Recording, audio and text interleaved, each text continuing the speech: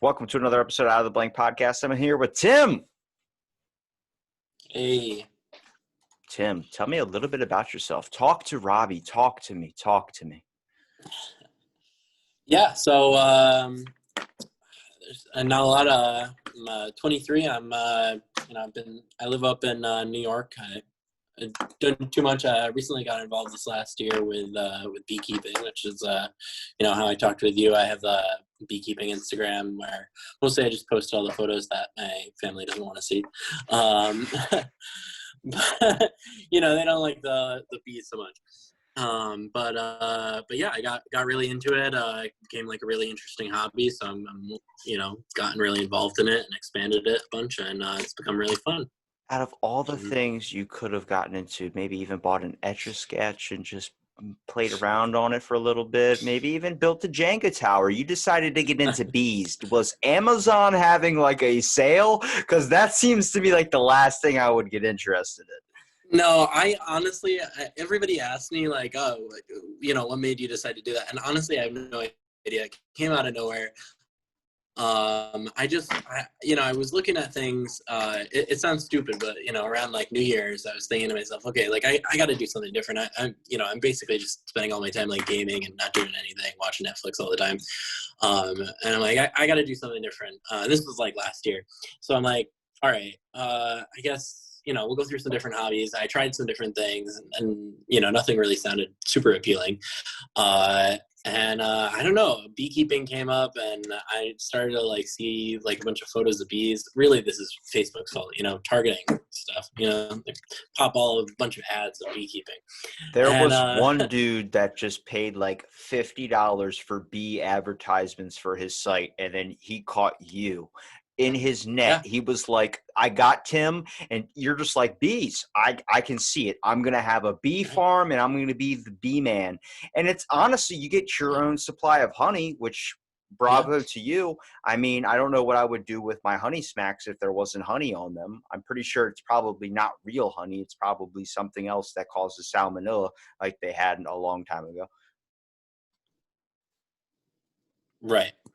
Yeah, no, it's pretty chill. You definitely get a lot of stuff from it, and it can kind of even become like a side business at a point. I'm not really exactly to that point yet, but something I'm hoping to get to for sure. So when was the night you really decided to dive into beekeeping? I'm just curious because like that's not did you think that through like a long task? You couldn't just be spur of the moment. Yeah, for sure. It takes so much preparation. It's like honestly months.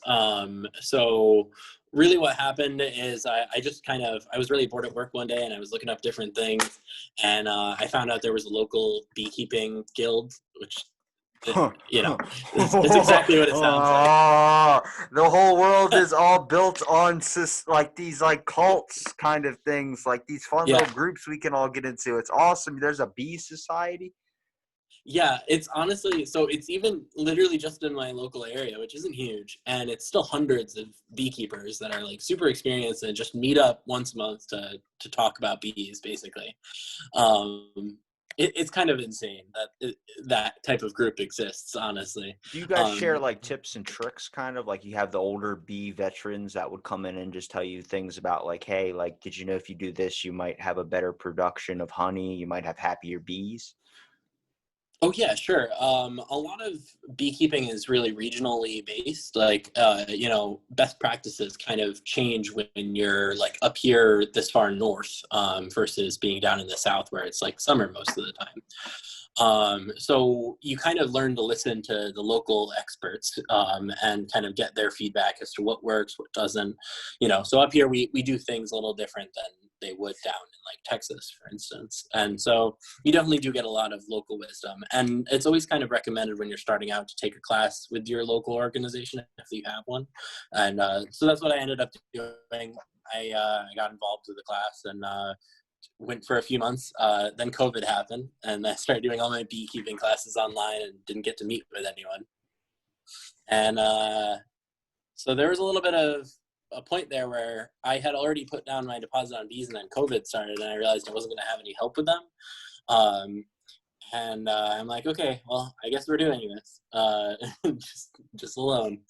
And and yeah, I just went for it. It definitely took a lot of preparation, getting all the equipment together and the bees themselves, and learning how to handle everything. But and you know, it's still a work in progress for sure. There's still moments where I go and check on them, and I mean, pretty much every time I get stung a bunch. So you know, it Would happens. would you say that you've kind of uncovered like a little bit of secret things that the bees have? Like, for instance, there was like a one of those little displays. You know, you keep the little ants in. It's like a square thing, it's a little maze they walk through. You have to see their tunneling and stuff. I had one of Hmm. those in like my kindergarten class, and just watching their formations and how they worked in a team, kind of was something like a big takeaway that I got. Have you noticed that with the bees at all? Maybe not the teamwork aspect, Oh maybe the yeah, structure.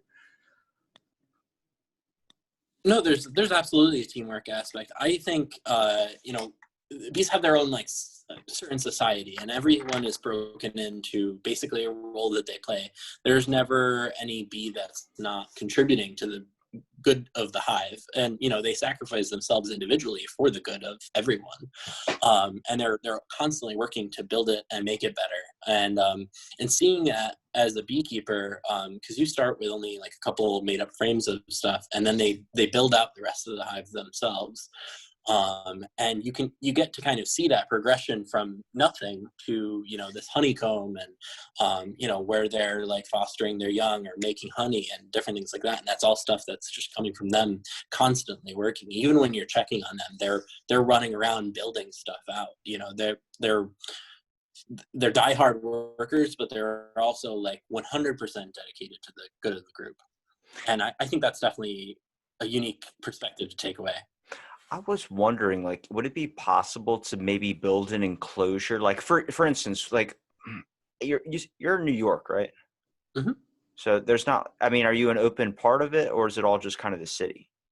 No, yeah, I'm in a more open part. I'm a little bit more upstate, I so was a little bit wondering more if there was west. a way, like you've heard of greenhouses where you have all these things for Mhm. plants. Is there a way to build like maybe a little bit bigger than an average greenhouse, but keep the bees, have them kind of free, but start creating maybe a test of like wildlife and trying to grow things and seeing how well it does with like an enclosed area of bees to be able to flourish upon it? Because I feel like there's a movie with Jerry Seinfeld that fucking taught you bees were important and what happens if we don't have Yeah. bees. But I'm like, where's the like, because I have this idea with, I like to talk about the benefits of COVID, even though it's been very, very Mhm. severe. I like to talk about, I feel like a lot of people have uncovered something about themselves, an inner Absolutely. thing.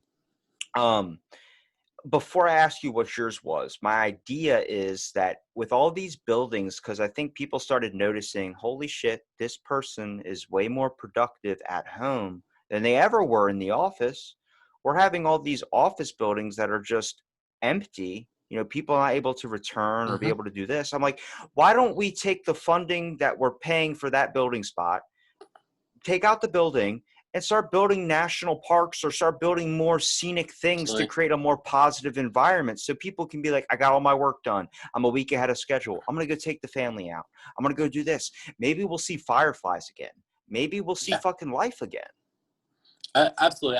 I'm you know, I'm a big proponent of trying to increase our natural spaces. I think, you know, what we've done with the just like environmental scene and the biosphere of the earth has been really damaged quite a bit, but it's not, you know, irreparably. So like we can go back and we can try and fix it by, you know, increasing our natural space. And like you said, you know, building new natural parks, you know, increasing spaces for natural pollinators and, you know, animals as well, just to kind of come back. And just like, it's funny you mentioned the fireflies. I was out back and I saw a firefly. It was probably a month ago now, just like floating around. I'm like, oh my God, I haven't, like thinking back to it when I was a kid, we used to see those just in clouds. Basically, they were all over. You'd catch them, and you know, whatever.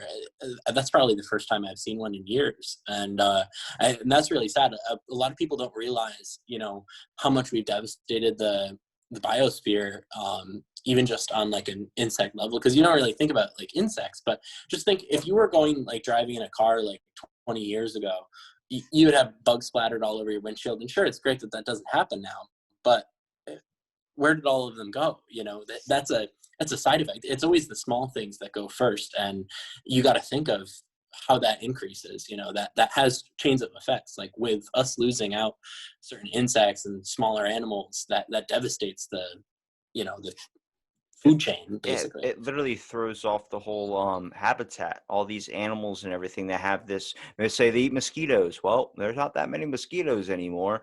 There's all these insects and things that are totally being shifted, but Hmm. it's going by the wayside. I believe it's at such a minuscule level that it's now building up to such a big point to where now it's starting to be noticeable because there was just thousands and thousands of insects. But one of the most important things in my mind that comes to the loss of what has happened with our climate, look up at night. What do you see? You don't see stars, you see Right. satellites and you see the moon sometimes. Well, where were all the stars? I remember being 7, 8 years old on a camping trip and just looking up at the sky and seeing the whole damn thing lit up Hmm. like a movie. Now we're only going to remember those types of things. Kids that are being born now are never going to know what those experiences. We talk about, Right. what about the polar bears? What about bees? What, they're not, might not even Hmm. be around much longer if there's not beekeepers. Natural bees Yeah. that are flying around. I barely see a dragonfly. Absolutely. A lot of people don't really consider these. It's butterflies that are devastated. You don't see monarchs flying around all the time anymore. You know, and like you said, dragonflies, even mosquitoes to some extent. These are all natural pollinators that, you know, a huge amount of our food source, like as humans, rely on pollination by insects. You know, even mosquitoes are a natural pollinator that go a long way into making our food sources. And I mean, the reason why I was so And surprised and, that, uh, and and people consider that. You talk to somebody about like, oh, well, all of these bugs are disappearing, and you know, they're like, oh, well, who cares? They're just bugs, and it definitely has a huge effect on us. it's the reason why I was so surprised that you were interested in beekeeping was the factor of things like that are seen in the eyes of a lot of people, even myself, as whoa, too fucking hard of work. Only because the amount of time and material and really consideration Mhm. needs to be put into that. And if you're, too busy doing video games, Dragon City, oh my God, takes up so much time on my phone, it's ridiculous. Um, Mhm. that just they go by the wayside, but really it's an overall humbling experience. What would you say your knowledge has gained from doing beekeeping? Just that I absolutely don't know everything about what I'm doing, and I can't control everything. The best I can do is try and, you know, look at what I know and go back and do more research and try and improve for next time. You know, every time I come back and check on the bees, that there's something new there that I'm learning, that I'm taking away from it, and that I need to fix for next time. And I think that's been a big takeaway, because I started kind of dealing with it with my own work. You know, normally I'm like a programmer, in my full-time job, and I've started kind of taking that methodology into heart, with my normal work, just kind of taking away and being like, okay, I might not be looking at this the right way. I need to go back and learn a little bit more about this, and then try and reapply it and test and see what works, and improve on that way. And I think that's definitely been a big factor that I picked up. Have you? All right, so you're gonna have to bear with me. This might be a little bit of a far-fetched idea, but is there a way to be able to assimilate maybe a bee that has lost his their? Because is it true that bees, when they lose their hive, they lose the queen bee, they kind of kill themselves, or they really don't know what to do, or they try and find another bee queen, which is like extremely difficult to do? It's kind of complicated. There's a lot of like processes around it, but basically, you know, if you're losing the queen, the workers are going to try and replace that. But in most cases, workers can't. They're not like fertile. They can't actually produce a queen from their own stock most of the time. And what will usually happen is they'll swarm. They'll leave the hive if it's a beekeeper, and usually they'll die out in the wilderness. So it's a huge damage. Beekeepers try and kind of get around this by supplying queens that they know of, or sometimes they can integrate stuff from a different hive to kind of build out a new queen from them. And there's a lot of like processes around it. But I mean, when you're talking about lost colonies without a queen, can be really tough. And that's part of why, you know, beekeepers being around helps, but it's not like a permanent solution, and it can't really fix the issues with other types of bees that aren't like domesticated or other pollinators.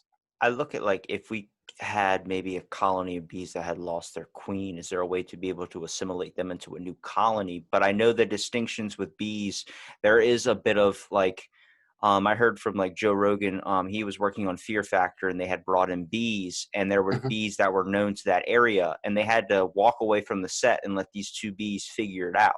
They had to let these Yeah. colonies figure it out. So I'm wondering if you could assimilate maybe a colony that had lost a queen with, you know, maybe like an adoption type thing. Because I'm like Mhm. looking at it like, what's a program? Because the government's got so many. Can we get one where it's like a repollination process Absolutely. of bringing back life by finding a way maybe to genetically, not, I wouldn't say Mhm. modify or test on bees, but find a way to be able to kind of domesticate it a little bit to the point where we can insert them into a certain area where we're experiencing a lot of damage to the environment, such as California fires, being able to help reprocess or regrowth back some of this land that is being lost in these terrible incidences. Mhm. Yeah, I mean, there's definitely ways to do that, and you know, without danger to the hive. I definitely think, you know, as we go on, I think government programs for reintroducing pollination is definitely going to be a major thing we see out of these next 10, 20 years, because we are losing natural space. I mean, even if you, a lot of people don't know this, but there are already agricultural sections that totally rely on, you know, human provided like pollination services. So basically, the almond industry is actually, the way it works, it kind of eliminates a lot of spaces for natural pollination habitat, and there isn't enough concentration available. So what will happen is the almond industry actually pays for beekeepers to ship their bees over the winter to California. And they literally take thousands of hives and they set them out and they work with the almond growers to put them out there because they can't get natural pollinators to take care of them, because there just isn't that enough volume and they're not effective enough with the almonds. And there's actually quite a few crops that depend on them like that. If you look at the two types of people that would look at a machine that's spraying crops, you can look at it like, oh, you know, you growing crops. Or you would look at it like, couldn't that be done in a much cleaner process by using maybe, I know bees aren't controllable. Like you can't just put fucking Mhm. helmets on them and make them fly through all these things, but you can train. If we can train a dolphin to disarm a bomb in our Navy program, I'm pretty sure we can teach a bee to do it what it's instinctively supposed to be doing, which is spreading pollen. Right. Yeah, I think, you know, to your point with spraying crops, I think pesticides are a big issue. Not necessarily like, there are certain subsets of pesticides that are extremely dangerous to bees, and there are like organic compounds that aren't, and not just bees, like other large pollinators and things like that, butterflies even, that it wipes them out. And that's actually been a big problem here in the U.S. Is we specifically use that kind because it's very effective, but it's extremely damaging to the pollinator biosphere. Over in Europe, they actually banned the use of that type of pesticide, and they're seeing some return on that. But I mean, there's so much there's just a long road to go for sure. Would you consider, like when you first started, were there any stigmas or types of things you had prejudged about bees that turned out to be false? I think definitely how angry or like aggressive they were. I think a lot of people think about that. You know, when a lot of people hear about bees, they hear like, or like, oh god, I'm gonna get stung or whatever. But I mean, for the most part, most like bee species aren't aggressive to humans. They don't want to harm humans.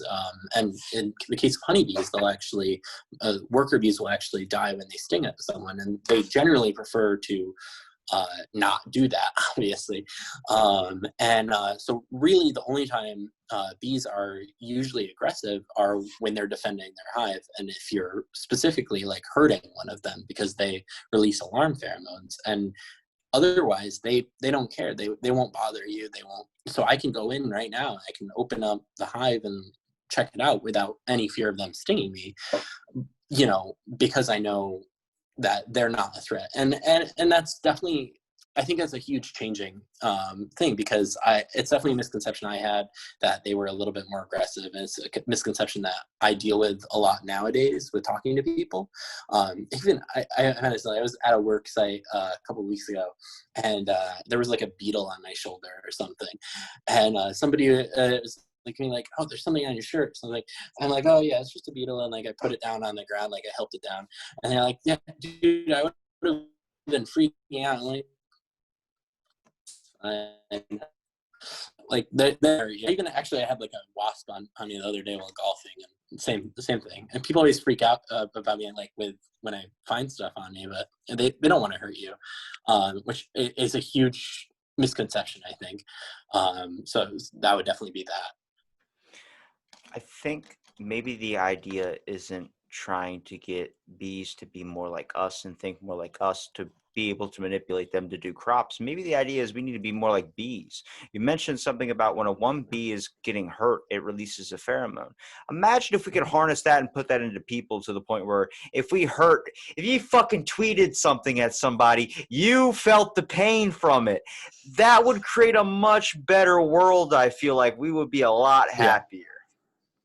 Yeah, absolutely. I definitely think there's a lot of lessons we can pick up from it, and not just bees, but just, I mean, I guess in general, I'm a big like proponent of like picking up as much lessons from like wildlife, I guess in general, like animals, because they don't have all of the stupid bullshit that they're talking about, like Twitter and everything like that. Politics instinct, and in most cases their instinct is to survive, which if you get to the base of people, that's all we're really trying to do. I think we can definitely take practices and lessons from them and apply them to our own life. Well, with bees too, like not even a factor of loyalty, but when a bee gets pressured, when a bee, a colony is under threat, they all come together, which seems Hmm. like what humans can kind of do in certain situations, but it fades. There's a strict Hmm. loyalty with bees where it's like they work, they do all this thing to, protect and keep this one queen bee alive that can help repollinate and keep their colony strong and growing. They look to this figure with loyalty and no question. But we're so divided as people where it's like maybe we need to take a step back from being so comfortable in our lives. Like you shouldn't be afraid when a bee flies through. When a bee, every video, every movie you see, if a bee comes in the picture, the person puts up fists like they're going to beat the shit out of the bee. Bee stings Yeah. don't hurt me. Wasp stings don't hurt me. I don't know why. I've never felt any stings that have ever happened to me. But there is a fear factor when it comes to people, either whether you're allergic or whether it's this. I think it's like, just let it be. Surprisingly, insects don't want to mess with you as much as you don't want to mess with them.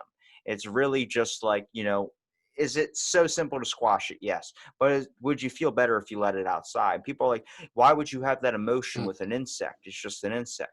That's the mentality. When you start belittling something Hmm. even as small as an ant, you really start having this bigger perspective of yourself that is too overinflated for anybody else. And that starts there with that simple example and leads into something completely huge and a big error in our society today. Hmm. Yeah, I absolutely think it almost, I don't know, I don't know if this thinking has come about since I started with bees or not, but I almost think of it in the reverse sometimes too, of like, people think about it like, oh, it's just an insect. uh you know in the case that there's whatever out there, aliens or whatever, um they could hypothetically look at the human race the same way. Like, okay, well, they're just humans. I kind of look at it like that. Regardless of whatever else, everything is just a piece of this, and we're very small in the grand scheme of the universe and everything, just like these bees or whatever are to us. And I think it's all connected, and we should pretty much treat everybody, people, insects, animals, everything, with the same degree of respect and kind of inherent you know worth of life and value.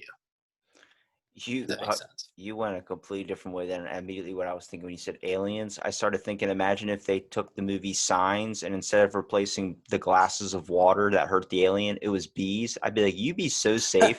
Like everybody else would be screwed because there's no bees in sight. Yeah, that would be fun. I've always, man, I gotta tell you, I have this whole thing of like, if I could have like a superpower, like, and somehow I end up like a beekeeping supervillain or something. Being able to like, That's a TV show.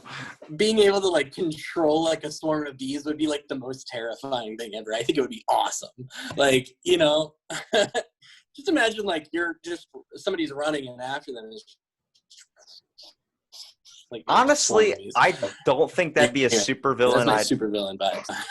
That wouldn't be a super villain I'd fight. I feel like I would have to move to like a different metropolis or something.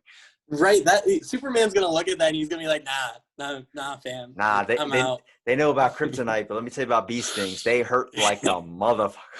Right, I think right. honestly, like it there should be a giant push in research in science when not when it comes to maybe making humans more like machines because you notice that shift. It's the weirdest thing. It's the fact we used to want to build automatrons that would do our lives or do anything, our chores, anything easier, and then we just Mhm, shifted into wanting to make all our day tasks easier by upgrading ourselves, like losing what the mhm, one thing that brings us this humanity, this aspect of us. You want to infuse it with something.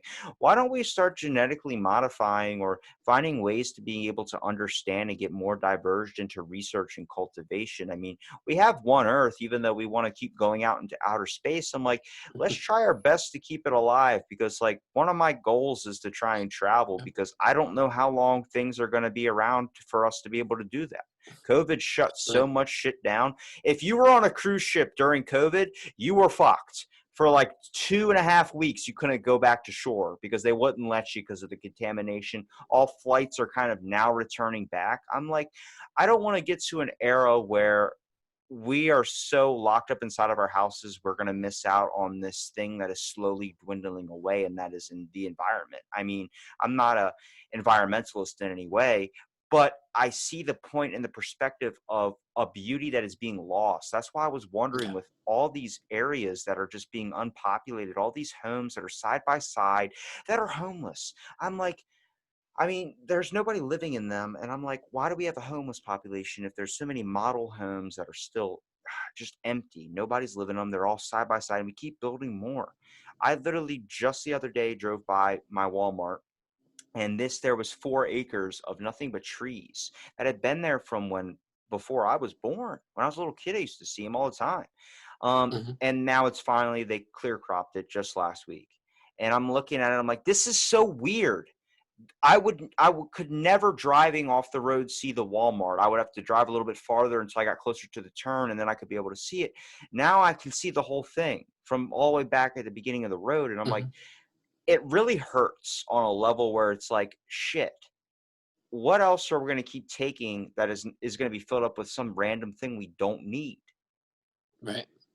Right. I definitely think there's so much opportunity to kind of recycle space, especially now where we're at a point where, remote working is obviously like acceptable in many jobs. You're seeing this huge push now with COVID as to like the sudden realization that a lot of the workforce has been able to work remotely for a long time, and really the only reason they were in an office or wherever was for supervisory oversight. And I hope, we were talking about kind of good things that come out of COVID. I hope that at the end of this, we look at it and say, okay, well, remote work works. Um, we can cut down on our, emissions, our use of these spaces. And I think taking that approach, if we enable a lot stronger remote working, I I hope that some of these spaces that are kind of withdrawn from the city, like your more like country villages and rundown towns and things, will become more populated because people don't have to all around like Silicon Valley or wherever.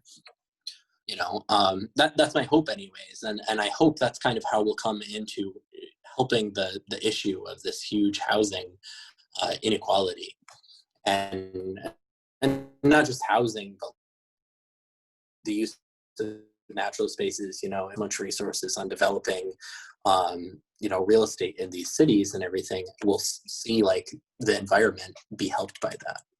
Well, I mean, you might not consider yourself an educator, but that's what you are. When you were mentioning the beekeeping society, for instance, it's people like you, people like the people that are involved in that society, the ones that are giving tips to, maybe a veteran giving tips to you, being a novice, or you giving tips to a novice that comes later down the road. You're educating people on a new facet of life that we should be taking grasp of, which is the fact of Mhm. we should be in touch with things like these, hobbies like these again. Why do you need to play another game of Call of Duty or be Master Prestige when you can work on being anything when it comes to the real world life, enjoying every aspect of it? I remember I got so far into the road of falconry just because you know how badass it would be to have a falcon on your phone. That sounds super cool. Yeah. It takes years of training, but I've seen it, people that have started when I thought I should do it, but I was like, years, I'm not doing 3 years of that before I can get a falcon. Then I see them now that they have falcons and owls. It's been like 5 years, and they're educating. They're showing people this new side of life of wildlife isn't scary. We need to learn to Mhm. respect it, but also learn to enjoy its beauty of it. And I think that's definitely worth the training for it to be able to do that. But kids, I mean, even with programming, you understand the whole factor of simulations. They're everything. That can be your start into the doorway of getting people to experience the realness of it, going to experience a bee farm, going to experience where honey comes from. Mhm. How many people grab that fucking bear off the shelf, which doesn't even make sense? I'm pretty sure bears don't even like honey. Um, ah, Yeah, they destroy hives. It's awful. I don't understand why we use the honey with the bears. Bears are like every beekeeper's worst nightmare. But but yeah, it's like give credit where credit is due and give it to the bees, man. I know. The I have a bears bee not doing bug. anything. Yeah. No, I totally get you with the hobbies. I think honestly, I think a big problem of it is where we've gotten to with like our society and our culture where like work is first and like, you know, the only reason to be like doing this and, you know, trying to become educated in anything is to be making a ton of money from it and like, you know, being successful. And I think you look in like smaller cultures and, you know, other countries where you have something like some other safety net or some ability to where you're kind of a little bit more okay if you don't necessarily have a huge high paying job. Those people I think are a lot more free to explore their passions, and because I think that's really only something you can do when you're removed from like the insecurity of just daily life. There's a large population of people in America that, you know, if they miss a paycheck they'll be bankrupt, and you can't afford to pursue your passions if that's the type of insecurity that you live with most of the time. I mean, I definitely give a lot of credit to people who do rise above that, but it's a lot more difficult coming from that place where you have that instability. Would you consider people diving into the world of beekeeping? I mean, do you think that it is, it's obviously not for everyone, but do you think that it is definitely an adventure that has grown more of yourself, I would say? Like maybe you've learned a little bit more personal growth from starting it rather to where you might not be at this point now where, if you wouldn't have started it? Absolutely. I feel like I've definitely grown as a person. I think anything you take into your, you know, the person you are, you know, grows you. Any avenue you decide to take just does that much more. And I think definitely going down this road has definitely grown me, has kind of shown me, you know, this value of life. I think if you talked to me a couple of years ago, I would have a totally different perspective on a lot of this. But it's something about that. It's almost kind of like being like a warden of some life is kind of it's a very like natural feeling. It's very something that like I think is very close to like humankind, and it's something you kind of have to experience firsthand and grow within. Now, you got to explain to me the feeling of pulling out honey from one of these bee things. That had to be a really good feeling, putting that in a jar.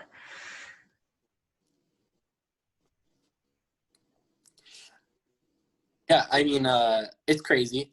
They make a lot, and it's kind of unique seeing it kind of like grow up because originally, like, you basically put these like frames in that have nothing on them, and they build out the comb from there. So it's kind of weird seeing it go from nothing to like this full stuff. But then you take it out, and it's super heavy. Every frame is like 10 pounds, and it's really unique seeing that created, and you know, being able to kind of experience that end product. I extracted some honey a couple of weeks ago, and for me, it's my, you know, essentially my first harvest. You don't really take that much the first year. And I held up this jar, and I'm like, wow, this is the most expensive jar of honey I've ever held. You know, just all this work, yeah, it's just. But I mean, it's not just so much the expense. It's really unique. I held it up to the light. I can't describe that sensation. I mean, I guess it's similar to, like, you know, building something. If you've ever built or designed something and seen it come to fruition and are holding it in your hand, that's an experience that I don't think anyone can take away from you. And it's not unique to like beekeeping. It's, you know, whether if you're a woodworker and you build something really unique, seeing that finished product is amazing. And for a beekeeper, you know, going into a strong hive and being able to harvest honey, because even the fact that you're able to take it away means that you're doing something right. And being able to have that knowledge that, okay, I did this, you know, I did this right. And I, you know, am maintaining a healthy hive that is able to produce this excess honey. And looking at that finished product as like, wow, this is something that I kind of worked with it. And I kind of see it as almost a partnership. You know, I don't see it as like me kind of like own these and, you know, stuff like that. I kind of like, I work with them to kind of make the best environment possible to get these types of things out. That's interesting thinking of If it that as a makes sense. partnership because both you guys are working together to do something. They couldn't really produce what they have without the area that you've given them to be able to do that in.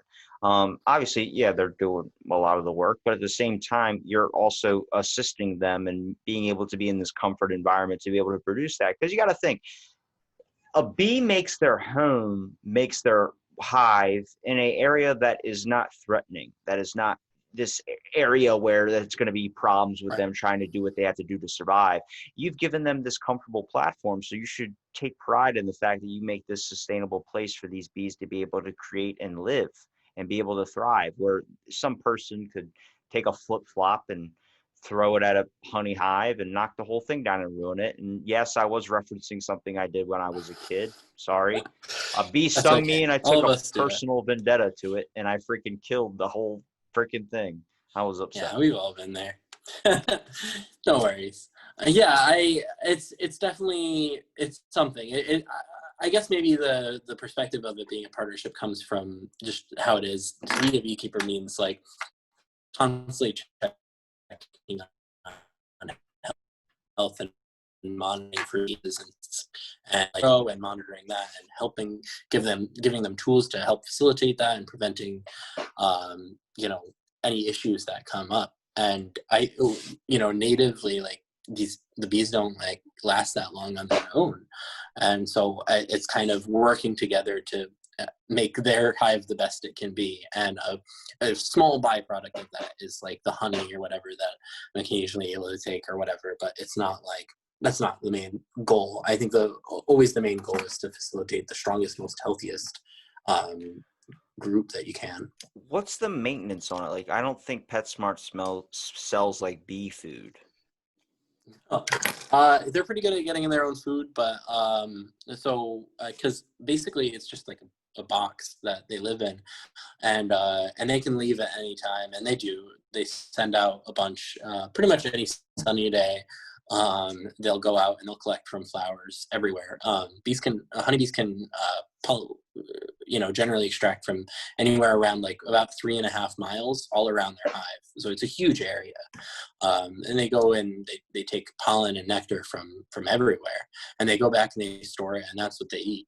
And I mean, sometimes there's not really much blooming, like right in the beginning of spring, sometimes in the middle of summer, and that's the beekeeper's responsibility. And you basically just give them like sugar water to simulate nectar. It's literally just a blend of sugar and water, and it's not the best, but it gets them through. Whereas otherwise, they would be starting to starve by that point in their natural life cycle. Whereas like beekeepers can keep it so that they are um, everything's nutritious. They're filled, and they get to live to see the rest of the year and to be able to, do more. How much hive maintenance do you have to do? Are the bees pretty good at keeping it clean? I Clean is a weird term with bees because they just put stuff everywhere. They coat everything in wax, basically. But I check on them every 2 weeks, and occasionally when something comes up, I check on them like once a week or a couple times, whatever. It really depends on the situation. So it's kind of a lot of maintenance. Like you're talking a couple hours, a couple of weeks. And definitely for like bigger beekeepers that have like 60 hives, it's almost a daily routine. So it is work, and a lot of like expense to try and like maintain and everything. I heard a guy once that said, if you want to become a millionaire beekeeper, start as a billionaire. I think that's fair. But what would you consider, I guess, the end goal for you to be? Would you end up wanting to own this giant plantation with like a bee farm, or is this just kind of like a hobby at this point, kind of other oats to sow? That's definitely something I'm trying to figure out right now. I would love a career doing this because it's something I really love, and it's a passion that I found. I don't know if that's really ever going to be possible, to kind of split off from like working normally and just do beekeeping full time. I would love to, but I think mostly what I kind of want to work with is trying to help the local agricultural scene. So that's where I'm looking to expand right now, is to try and not so much focus on like honey or whatever, but to reintroduce pollination to like farmlands that aren't really able to get natural pollination. So thus helping the local agricultural scene and also like the bees themselves. So that's kind of where I'm looking in short-term future anyway. I got two roads for you. One road is a lot of work, and the other road is still a lot of work, but it's really about education. Which road do you want to hear first? I'll go with education. Okay, so I was thinking the comic book thing. Make a fucking bee comic book that's going to educate people about, like, he's fighting global warming, but make like Captain Planet a little bit, but make the global warming monster this badass venom looking creature that's like, we need to kill this thing. Don't include Tom Holland. We don't need that. Get something like this epic bee superhero, supervillain. Maybe like, hey, like, I'm going to make the bees fight the freaking wasps. What was oh my God, what was the thing we just experienced not even like a month ago? Oh, Oh, the killer wasp. Yeah. yes, that is your villain. Get him, fight Yeah. him, kill him. And then you can educate the masses on getting kids to pick up these comics and read them, and eventually lead into this whole thing where they're trying to be more sustainable and caring for the environment. Or you can take the hard route, learn to kind of train and techniques to train your bees. It's where you can go onto a farmer's land and then help pollinate their crops without using harsh chemicals, and then leading into maybe future people that would end up picking this up, or maybe creating a company that would be able to do this to make more sustainable, non-GMO foods for us to consume, creating healthier and better people.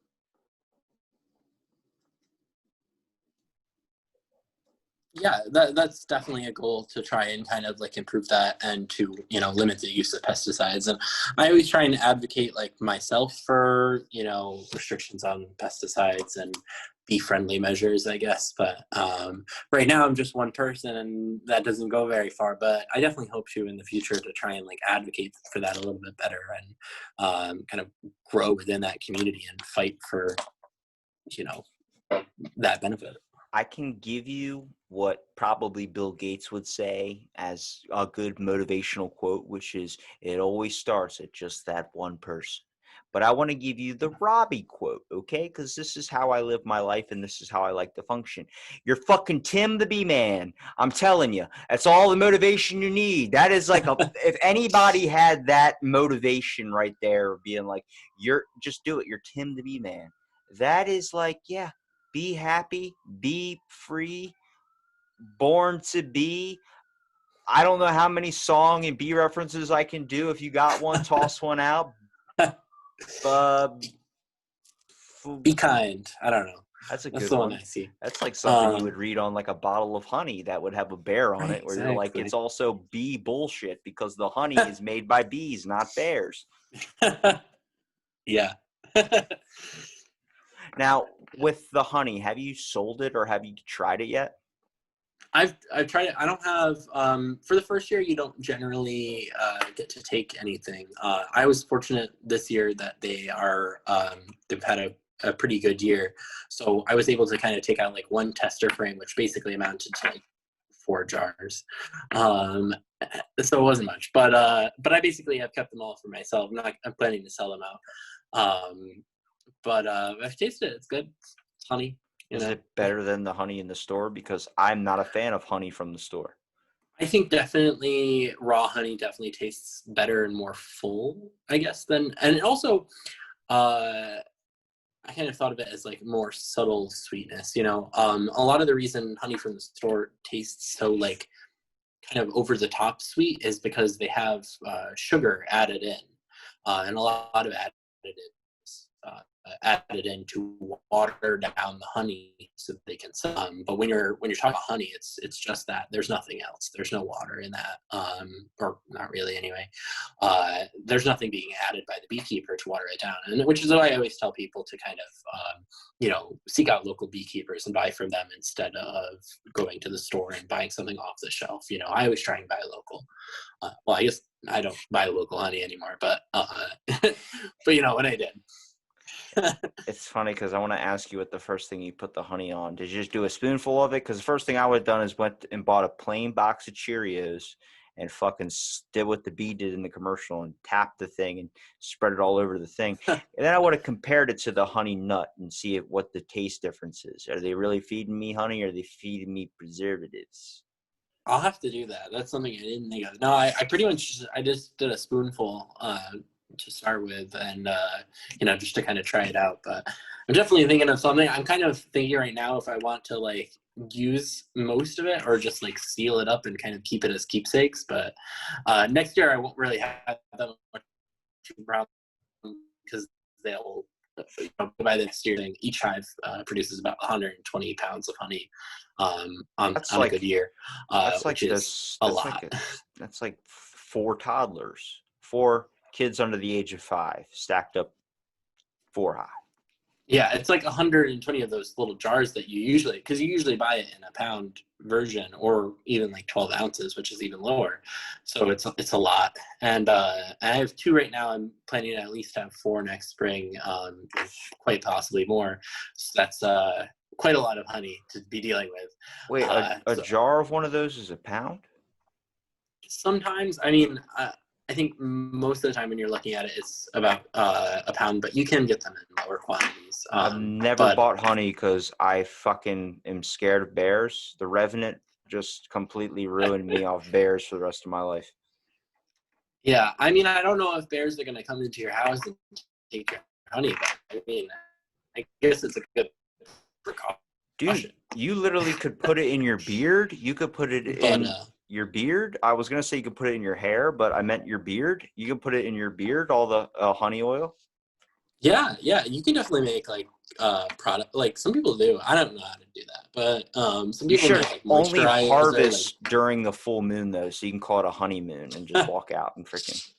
that's cool. Yeah, some people do like take it now and call it like the harvest moon because we're going into fall. I think that's pretty sick. I wish I had thought of that. I think it just says wild honey, but it's good. But yeah, next year definitely will be a big thing. I have a whole bunch of things in the works for it.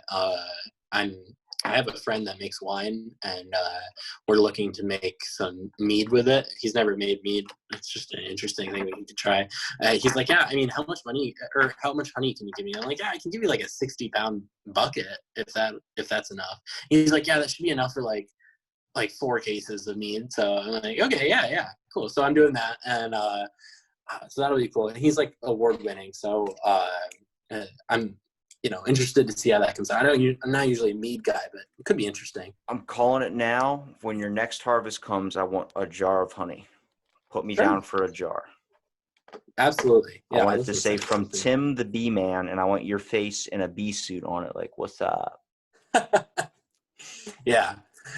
Yeah. No, there's definitely a lot of plans. Then I'm also looking at kind of holding a bunch of honey in like bourbon barrels to kind of give it that bourbon taste. I thought that would be interesting. So there's a lot of opportunities coming out. I don't really like do it for honey, but it's definitely a cool side like effect, I guess. You know what they say? The idle hands are the devil's play toy. That's what it was. Yeah. You like that Yeah. recovery? That was a good recovery. Yeah. Yeah. No, I like that. Yeah. Try and keep busy. I've picked up some other things here and there, but I just try and kind of keep moving. I think that's all you can do. If you stay too, not doing anything for too long, you just get restless and you start, I don't know, doing whatever, freaking out. So I'm going to ask you, because you might have the answer. Does a teaspoon of honey make it easier to go down? Sure. Yeah. Isn't that the saying? Or did I mess that one up too? I think it's a teaspoon of sugar, but honey's basically just sugar. So you can just take honey. Why not? Look, A lot of people put honey, like a teaspoon of honey in like tea to help sore throats. So go to an international house of pancake and just start dumping that stuff all over everybody's pancakes. Right, exactly. You'd be like, hey, I'm helping you. I'm helping you. You want the blueberry syrup? Let me just give you some of this honey. Well, Tim, please promote your Instagram page, promote where people can find you. I appreciate you for doing the podcast, brother. Yeah, thanks so much. Yeah, it's just Plum Tree Apiaries right now. Nothing crazy. It's just on Instagram. If you like to see photos of bees and flowers and stuff, that's where I post them. And thankful for all the support and you inviting me on this. It was a great opportunity to talk about stuff. Stay tuned for upcoming bee comic featuring Tim the Bee Man.